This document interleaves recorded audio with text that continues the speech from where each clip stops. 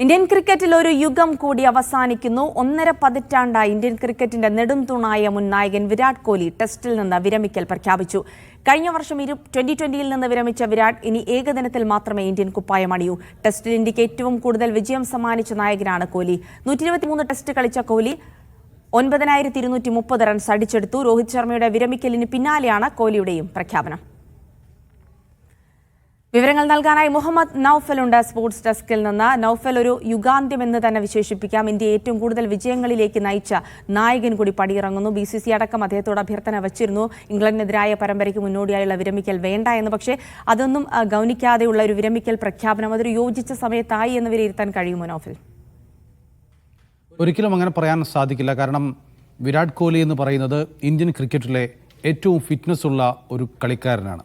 ഏറ്റവും അവസാനം ടെസ്റ്റ് ടീമിലെത്തിയ യശസ്വി ജയ്സ്വാളിനേക്കാളും ശുഭ്മാൻ ഗില്ലിനേക്കാളുമൊക്കെ ഫിറ്റ്നസ്സോടുകൂടി കളിക്കുന്ന വ്യക്തിയാണ് ഈ 37-ാം വയസ്സിലും വിരാട് കോഹ്ലി എന്നത് പ്രത്യേകം ശ്രദ്ധിക്കണം. അതുകൊണ്ട് തന്നെ വിരാട് കോഹ്ലി വിരമിക്കാൻ സമയമായി എന്ന് ഇതുവരെയും ആരും പറഞ്ഞിട്ടില്ല. കുറച്ച് ദിവസങ്ങൾക്ക് മുമ്പ് രോഹിത് ശർമ്മ വിരമിച്ചപ്പോൾ പലർക്കും അറിയാമായിരുന്നു രോഹിത് ശർമ്മ വിരമിക്കലിൻ്റെ പാതയിലാണ് എന്ന്. പക്ഷേ വിരാട് കോഹ്ലിയെ അങ്ങനെ ആരും കരുതിയിരുന്നില്ല.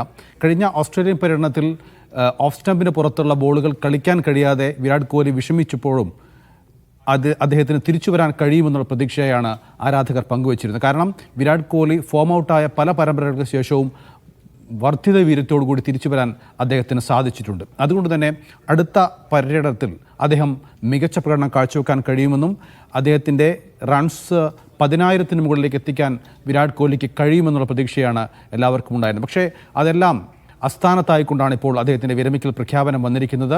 അദ്ദേഹത്തിൻ്റെ വിരമിക്കൽ പ്രഖ്യാപനത്തിനൊരു കാരണം ആയി പറയുന്നത് രോഹിത് ശർമ്മയുടെ വിരമിക്കലാണ്.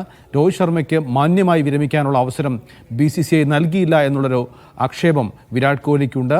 ഇതുമായി ബന്ധപ്പെട്ട് വിരാട് കോഹ്ലി BCCIയുമായി സംസാരിക്കുകയും പക്ഷേ BCCI ഇതിൽ ഒരു പോസിറ്റീവായ സമീപനം സ്വീകരിക്കുകയും ചെയ്തില്ല. തുടർന്നാണ് വിരാട് കോഹ്ലിക്ക് വിരമിക്കേണ്ടി വന്നത് എന്നാണ് പറയുന്നത്. പക്ഷേ അദ്ദേഹത്തിൻ്റെ വിരമിക്കൽ പ്രഖ്യാപനത്തിൽ ഇക്കാര്യങ്ങളെക്കുറിച്ചൊന്നും പറയുന്നില്ല എന്നുള്ളത് പ്രത്യേകം എടുത്തു പറയണം. കളിക്കളത്തിൽ മാത്രമല്ല കളിക്കളത്തിന് പുറത്തും വളരെ മാന്യനായ ഒരു പ്ലെയർ എന്നുള്ള നിലക്ക് വിരാട് കോഹ്ലി അത്തരം കാര്യങ്ങളൊന്നും സൂചിപ്പിക്കാതെയാണ് ഈ ഒരു വിരമിക്കൽ പ്രഖ്യാപനം നടത്തിയിരിക്കുന്നത്.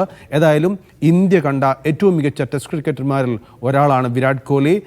10,000 റൺസ് എന്ന് പറയുന്ന നാഴികക്കല്ലിലേക്ക് അദ്ദേഹം അതിവേഗമാണ് എത്തിച്ചേർന്നത്. പക്ഷേ അതിന് 770 റൺസ് തൊട്ടു താഴെ അദ്ദേഹത്തിന് വിരമിക്കേണ്ടി വന്നു എന്നുള്ളതാണ് അവസ്ഥ. ഇന്ത്യ കണ്ട ഏറ്റവും മികച്ച ടെസ്റ്റ് ക്യാപ്റ്റൻ എന്ന നിലക്കും അദ്ദേഹം അറിയപ്പെടുന്നുണ്ട്. 7 ഡബിൾ സെഞ്ചുറി അദ്ദേഹത്തിൻ്റെ പക്കലായുണ്ട്. 20 സെഞ്ചുറി അദ്ദേഹത്തിനുണ്ട്.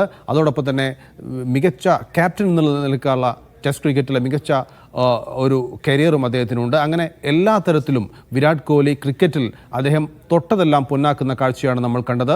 ടെസ്റ്റ് ക്രിക്കറ്റിലായാലും ഏകദിനത്തിലായാലും T20-യിലായാലും അദ്ദേഹത്തിൻ്റെതായ പങ്ക് ഈ കളിയിൽ നിർവഹിച്ചിട്ടുണ്ട്. അത് അദ്ദേഹം തുടർന്നുകൊണ്ടേയിരിക്കുകയായിരുന്നു. അപ്പോഴാണ് പൊടുന്നനെയുള്ള വിരമിക്കൽ പ്രഖ്യാപനം. ശരി, മുഹമ്മദ് നൌഫലാണ് സ്പോർട്സ് ഡെസ്കിൽ നിന്ന് വിവരങ്ങൾ നൽകിയത്.